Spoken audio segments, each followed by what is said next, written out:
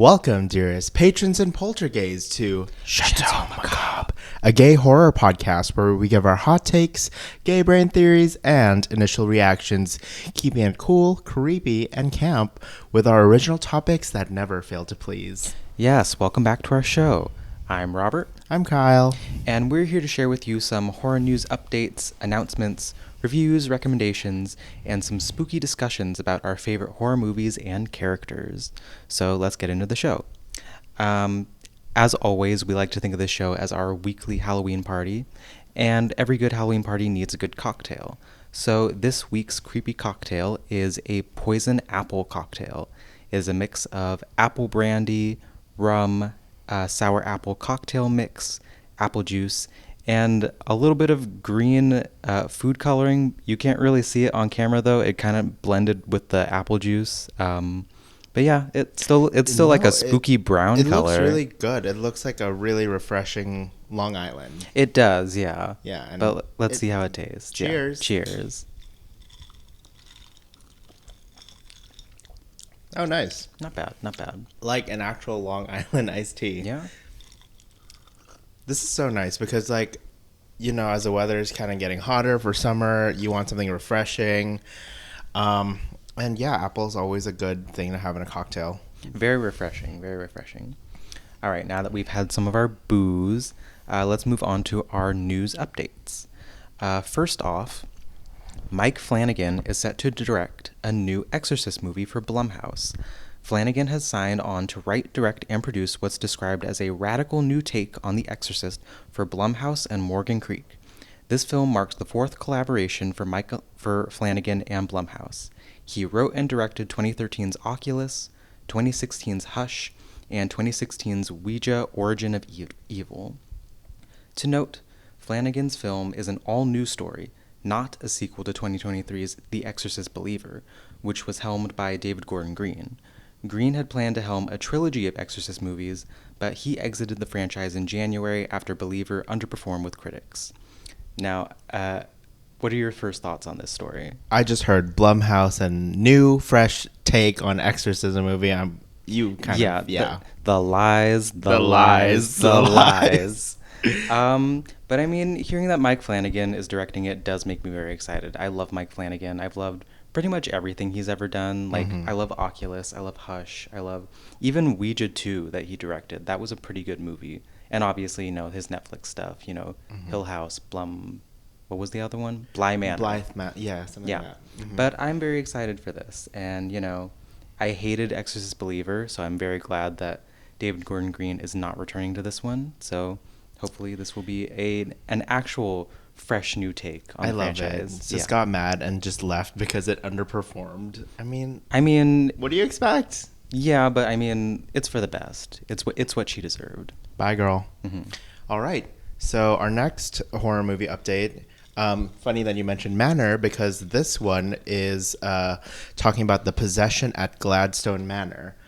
So writes here, Umbrella Entertainment has unveiled the cast for its upcoming horror film, The Possession at Gladstone Manor. All these English names sound the same. Which includes Kaylee Cohen, Jesse Metcalfe, Charlotte Kirk, Darren Weiss, Barbara Crampton, William Mapother, and Lynn Shay, you know, everybody's favorite Insidious grandma. So according to the official logline, the possession at Gladstone Manor picks up when Jamie Black discovers her mother has gone missing and resolves to investigate by applying for the same job her mother had at Gladstone Manor. Makes sense. Okay. Jamie soon finds evidence that her mother isn't the only missing person and that she may be dealing with sinister forces beyond this world. Production is currently underway in Kansas City. Okay. A lot here. It is. Superstar cast. Yeah, I mean, a couple names I recognize. Obviously, Jesse Metcalfe. I know him, of course, from Desperate Housewives. Still waiting for that show to come back. Oh, my goodness. And I also know Lynn Shay, obviously, from Insidious, and Barbara Crampton, who is kind of a scream queen in her own right. So a lot of big names here. Yeah, and Kaylee Cohen is coming up. I think she did another horror. She has done some horror films. Hasn't like blown up majorly, but she's one to watch for as well. All right, well, this sounds interesting. We'll keep an eye out for this one. Yeah. Moving on, Bill Skarsgård is set to star and executive produce the Max It prequel series, Welcome to Derry. He will be reprising the title role of It/Pennywise from the hit 2017 New Line movie It and its sequel, It Chapter 2. Set in the world of Stephen King's universe, Welcome to Derry expands the vision established by filmmaker Andy Muschietti. This marks Skarsgård's return to King's streaming TV universe after he starred in the Hulu series Castle Rock. This makes me very excited. I loved Bill Skarsgård as Pennywise. I thought he did an amazing job with the character. Even though I didn't super love It Chapter 2, I thought the first one was a really great movie. Mm-hmm. So this makes me really excited. I'm curious where the series will go, because didn't Pennywise die in the last movie? They sent that alien back to space. Yeah, so I'm wondering, not a lot of information about this. I don't know if it's going to be like a prequel series or like a reboot, like taking place after the latest movie, but either way, I'll be happy to see more Pennywise on my screen. He's great as that evil ginger clown. All right, so for my last horror news update, it is an experience called Enter the Void, a journey to the end of everything. So it's a theater group based in Actually, I think their show is happening tonight. So this theater group is called Zombie Joe's Underground, and they're welcoming creator Elijah Connolly's brainchild called Enter the Void, a journey to the end of everything. It's showing in NoHo one weekend in May that already passed, but this is the last weekend in June. So the logline writes, it centers around a doomsday cult known as the Union of the Void that has discovered a way to bring about the end of the universe through maximum entropy. This experience invites guests to step into the cult's shadowy realm, navigating through a chilling journey that culminates in the heat death of the universe. The audience will be led through a dreamscape of fear and wonder, experiencing the ultimate demise of existence in a way that clearly ChatGPT wrote this shit, and I will not be reading the rest of this like 1,000-word essay. Basically, yeah, it's like a theater group. You know how we went to that Scream one where it's a little bit interactive with the audience? So it's sort of like that, and it's a NoHo, so you get the actors. Well, this sounds certainly interesting. I feel like it sounds like it's got a lot of like Lovecraftian elements to it, a lot of like universal like monster like things going on. It sounds very ambitious. How did you hear about this? Oh, I love to check out Eventbrite and Dice for horror events happening every weekend. That makes me a little nervous, because that's also how you found that fucking Willy Wonka Glasgow LA expansion thing. As soon I was reading this and I looked like at Robert's face, and he was just like, "This is Willy Wonka 3.0 for $25." Yeah, but I'm willing to hear some reviews first. Yeah, we'll see if this is actually a spooky, scary theater experience, Well, yeah. I mean, if you're in NoHo, maybe go check them out. Tonight. Yeah. All right. All right. So that is the end of our news updates. So let's move on to this episode's discussion, which is lame final girls and some girls who should have survived instead. Womp womp. Yeah. So obviously we all know the concept of the final girl. She is the hero protagonist girl in a horror movie who kind of like has to be the one to defeat the evil serial killer character, make it to the end, and, kind of save the day. She's usually the last one standing, and she's usually some kind of like, she's like a heroic character. So she's got like virtuous traits. She's like chaste and smart and like humble and all these other boring traits. But there's some iconic final girls out there. Obviously, Laurie Strode, Sydney Prescott, Nancy from Nightmare on Elm Street. But some other girls across all these different slasher movies are not so iconic. They can't all be winners. Yeah. I mean, to be fair, like, I know sometimes they like to mix it up, but at the same time, if you're gonna make a final girl survive, just don't make her like so unlikable. Some of these Exactly. names are just ugh. Yeah, and sometimes they're just boring.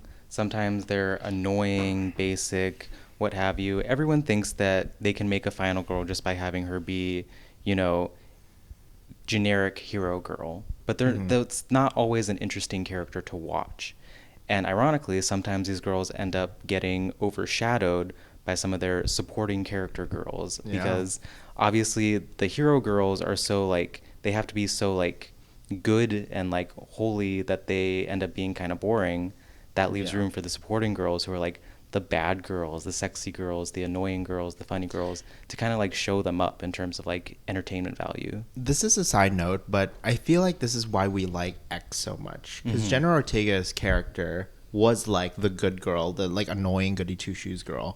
Whereas like Mia Goth's character, she was the final girl, but she, I mean, was such a whore. She was Yeah. rude. She was unapologetic, and I She think wants to be a star. that's what makes her so likable. Exactly, She's, yeah. you know, relatable. I think that's why so many people gravitated towards X because it was such a fresh take on the final girl concept.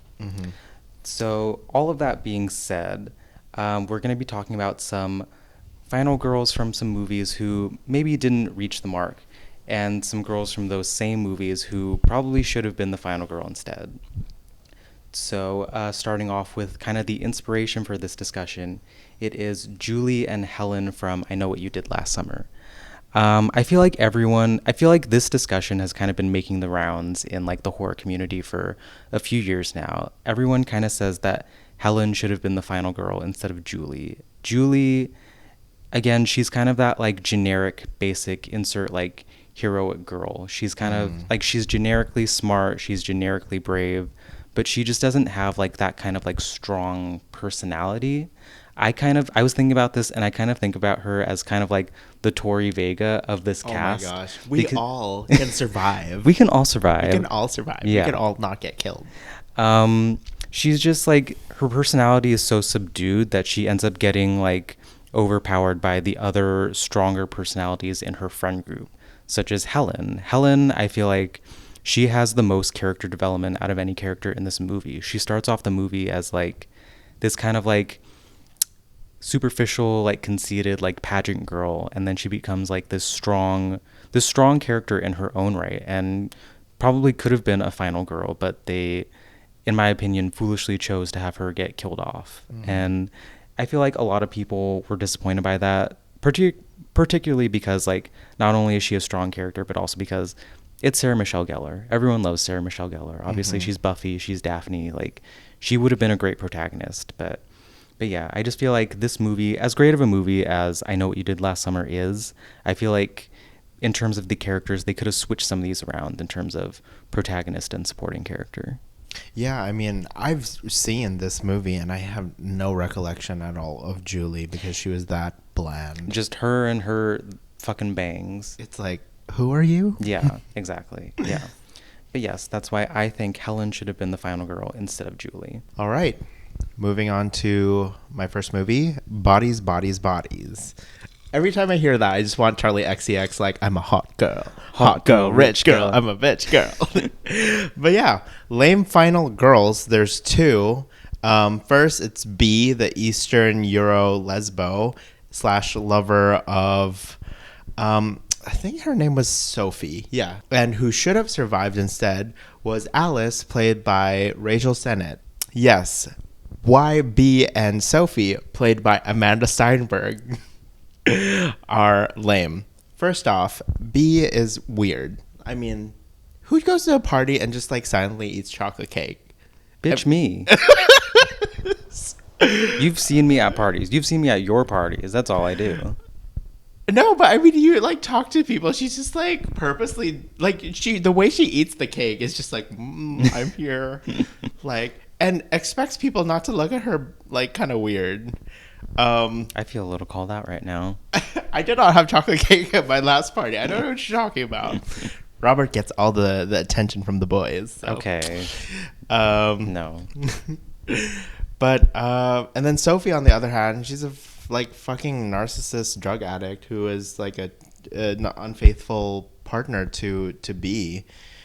So I guess in a sense it's a very toxic, but you know, uh, toxic relationship. Where and then they have the whole like woe is me attitude towards the entire film. Like they kind of have you noticed they kind of argue a lot with each other of who has it worse for some reason? Yeah. Did you pick up on that? Yeah, I mean, this movie is very much a commentary on like Gen Z kids in general playing like the victim of Olympics, constantly comparing Yes. whose life is worse. Even though like the whole point of this movie is that all of these characters are like spoiled rich kids living in this mansion, but they still all want to play the victim. You know, I totally agree. And to add to that point, like their relationship is just unstable. Like they're not they they like to project this like we're each other's ride or die, but at the first like hint of stress or whatever, they start accusing each other of being the killer.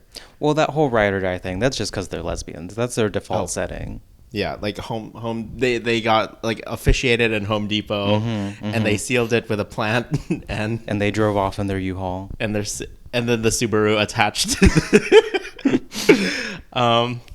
Happy Pride. But yes, relationships unstable, and you know, in the end, yeah, they accuse each other, and shows you how trusting they are of each other. Who should have survived instead, I mean, is Alice. Yes. 100% better. First off, she's a podcaster. Like, of course we're gonna root for her. We love podcasters. And in one scene where the surviving girls are stressed out, they start attacking each other. One of the girls mentions that, yeah, our friends just hate watch your podcast to make fun of you. And then she has this really funny line where she goes, a podcast takes a lot of work. You have to organize the guests to a Google Calendar, and you have to build a following. Like, that is me talking to you on the side about, like, Robert, like, we really need to start making TikToks, like, and super cuts of this. Oh my God. But yes, I mean, yeah. I love Alice too. I would listen to her podcast. I would. I feel like Rachel Sennett, I feel like she brings so much character to this character. She makes her so entertaining. I honestly don't know if any other actress could make her this entertaining, but like I could watch a whole movie of just her. And yeah, I feel like she, compared to these two other girls, to Sophie and B, I feel like I much would have rather her survived. Because she's so funny, like, you know. And speaking of, like, a lot of people would rather watch her, there's so many fan edits of her in this movie, like 5 minutes of Alice straight up carrying the film, you know, and it's her just like running around the dark house and her glow in the dark jewelry. She's so cute. She's like a little pride flag. And mind you, I love this movie. I don't think that B and Sophie are like, they don't make this movie worse. Obviously, most of the characters in this movie suck, but they suck on purpose. That's part of like the commentary. I just think in the narrative, I feel like Alice deserved to live. Those other ones could all go to hell. But also, you know, towards the end, she kept it very real. Like, you know how you mentioned about like the struggle Olympics and all that. She gets killed because she tells that girl with a gun, you are upper middle class. Your parents were professors at a university. And then that girl says, it's public, and then shoots her. Oh my God. Rip Alice. Yeah, R.I.P. All right. So moving on to my next lame final girl. It is Laurie from Rob Zombie's Halloween. Now, I know you guys think like Laurie Strode Halloween, like most iconic final girl of all time. This is not the version of Laurie Strode that we all know and love. This is not Jamie Lee Curtis. This is remake Laurie Strode, where she does not have any of those same like lovable characteristics from the original Halloween movies. She's not brave. She's not particularly smart. She doesn't like try to protect people. She kind of just literally screams the entire time. She screams and she cries and she throws up. And like that's most of her lines. Like she doesn't have very many lines except just for her screaming. Jesus. Yeah.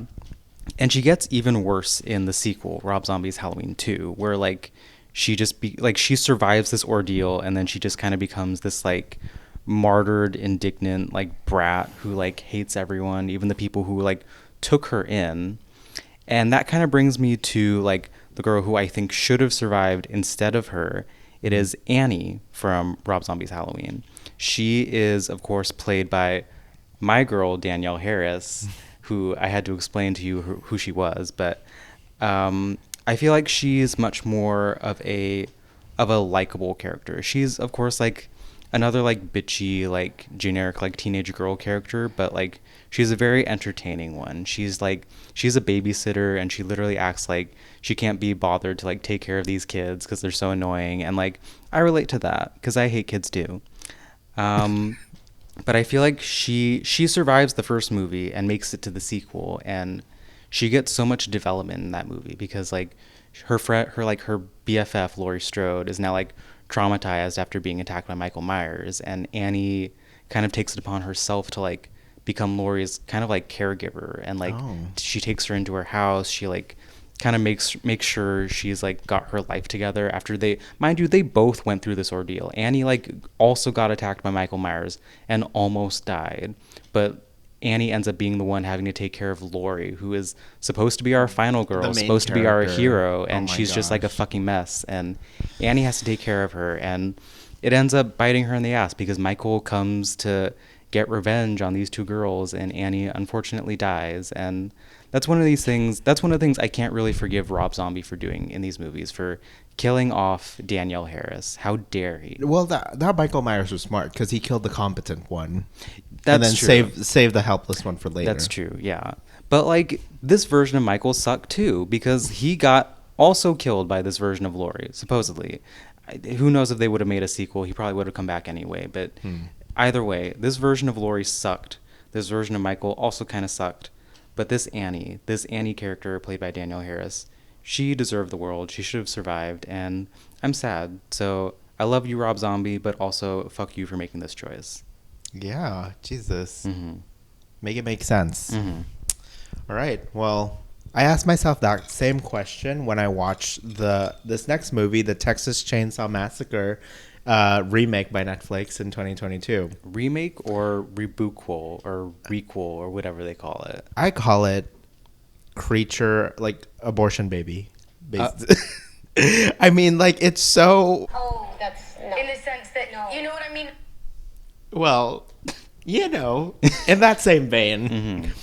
But yes, so the lame final girl here, Lila, played by Elise Fisher.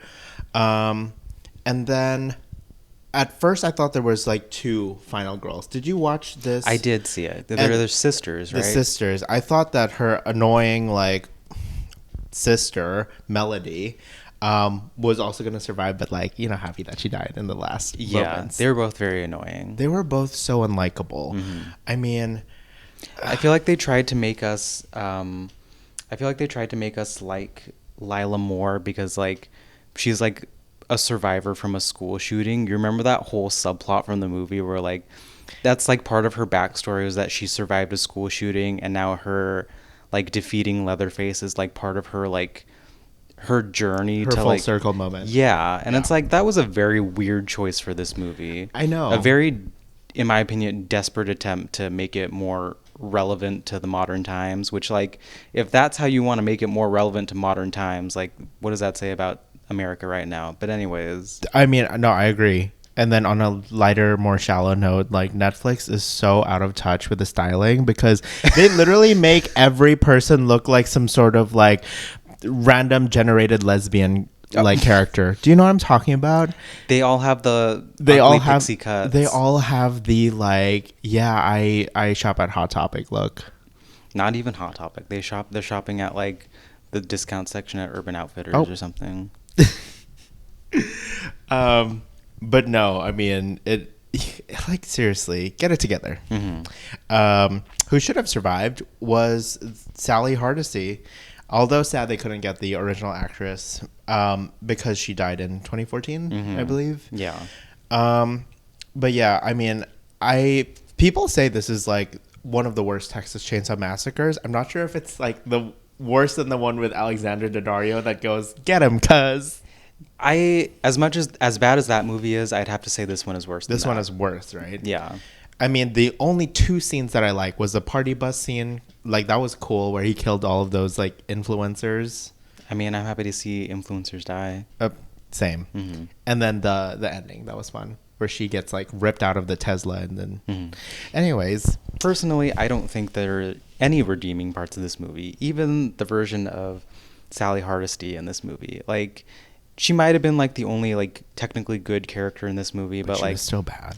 Yeah, she was very much a knockoff of, like, Laurie Strode from, like, the 2018 Halloween movie. Like, this movie was so, like, I don't know. It was just bad. It was very much like a knockoff of, like, the Rebookuls coming out at the time. Didn't have anything unique going for it other than, I don't know, that it took place in this, like, tiny town in Texas and they killed all these influencers. I know. No, 100% agree. I mean, the reason why I was able to find... it was hard for me to find who should have survived. Yeah. But since the bar is so low... The bar is in hell. With our final girl, then I was like, it's fine. Mm-hmm. So... giving my reasons why Lila is lame, she barely does anything in the movie, always has gun trouble at close range. Like, she wastes so much ammo. Her gun gets, like, stuck twice in this movie, and she's just like, like, and then she ends up getting, like, hit by Leatherface. Mm-hmm. And then, like, to your point, for someone who survived a school shooting, terrible survival skills. Yeah. I mean, who in the right mind put their car on autopilot going at 10 miles per hour when escaping from a mass killer? Like, of course he's going to chase you and drag your sister. Where is the urgency? Sense of urgency. I'm like, girl, there's no time for eco-saving mode here. You got to, like, get your ass out of there. Mm-hmm. And then, yeah, I hate her look. It was just... the ugly pixie cut. Yeah. Ugly pixie cut. And, like, you know... I don't know. They were so rude to that, like, gas station person, or, like, at the beginning of the movie. Yeah, he didn't deserve that. I mean, it's like, dude, he's just trying to make a living, and, like, I'm sorry, like, a bunch of influencers came in there and fucked shit up. Mm-hmm. Anyway, so why Sally is better? I'm not saying why she should have. Maybe I should retitle this to say why she is better, but I'm fine with her dying. Yeah. Despite being a crazy person, she's focused on her goal of revenge. She's not the best written in the movie, but again, better than the annoying main girls. And I would say her end was unceremonious. A decent kill scene with her being lifted up with a chainsaw. But at least she did some damage. And she, sense of urgency and, like, saved the main characters twice. Again, like, she kind of died in vain. Ish. She died in vain. Yeah. Because she didn't even really do anything to stop Leatherface. She was a kook. Yeah. In the movie. Yeah. Again, that knockoff Laurie Strode from 2018. Terrible. Yeah. All right. So, moving on to my last pair of girls. I am talking about Lila and Marion from Psycho. I've said it before, Psycho is one of my favorite movies ever. And I'm not saying I would change it. I wouldn't change anything about this movie because it's an amazing movie. I wish that Marion would have survived. Now, Lila, obviously, she's kind of like the default, like, final girl from this movie because she does survive. Even though this movie kind of, like, came out before that whole, like, concept of, like, final girls and, like, slashers even existed. But she does technically count as one because she survives Norman Bates. And she's not a bad character. You know, she is brave and she is smart. She's willing to put herself in, like, harm's way to save her sister. She just doesn't... I don't think she's, like, as strong or as likable as a character as her sister Marion. You know, Marion is, like... She is the protagonist for, like, most of this movie. At least, like, the first half. We spend, like, the first half of this movie with her as she, like, tries to, like, you know... get away with this crime that she's committing. She, like, stole all this money and she's on the run, and we really come to, like, root for her because, like, you know, if any of us had a chance to steal a bunch of money and get away with it, like, we wouldn't try to do that. Yeah. So, like, we do root for her, even though she's more of a morally gray character. And that's just what makes her death at the hands of Norman Bates, like, so sad because, like, we spent all this time getting to know her and, like, wondering, like, oh, is she going to get away with it? Like, what's going to happen to her? And then, like, she ends up dying, and it has nothing to do with her even like being on the run or committing this crime. She just dies because she happened to show up at this motel, and that sucks. I know, with her like stolen money. She's like, I'm gonna have a nice weekend. Yeah, and like order room service. Yeah, and the money had nothing to do with it, and it sucks. I wish that Marion could have gotten her happy ending, and she doesn't get a happy ending in this movie. She does kind of get one in Bates Motel. They kind of like remake the story a little bit, and Marion does end up surviving in that show. Oh, nice. I just wish that we could live in a world where, you know, they could both accomplish their goals, where Lila and Marion could both like get what they wanted. Like Lila just wanted to make sure that her sister was safe, and I just wish that, you know, they could both be safe. They could both like go on the run together with the stolen money and start new lives and not have to worry about Norman Bates ever again. I think there's a moral lesson here for filmmakers. Just because a final girl is a popular trope doesn't mean it has to be incorporated in in every story. If it doesn't work, it doesn't work. Yeah. And, you know, Lila might have been the final girl of this movie, but like, who's the more iconic girl from this movie? It's not Lila, it's Marion. She's the one who's going down in like movie history simply for dying in that shower scene. Oh my gosh. So props to her. Wish she hadn't died, but she gave us a good movie. She gave us the iconic scream. All right. Well, for my last movie, it is 2009's Sorority Row. And they have this chant that goes, Theta Pi, Sister Pi. You know those movies where like the sorority girls are doing the recruitment? Yeah, that's like those TikToks. That's from hell. It looks like the gates of hell. It exactly. does. Yeah, that's another story for another time. But lame final girl Ellie, played by Rumor Willis.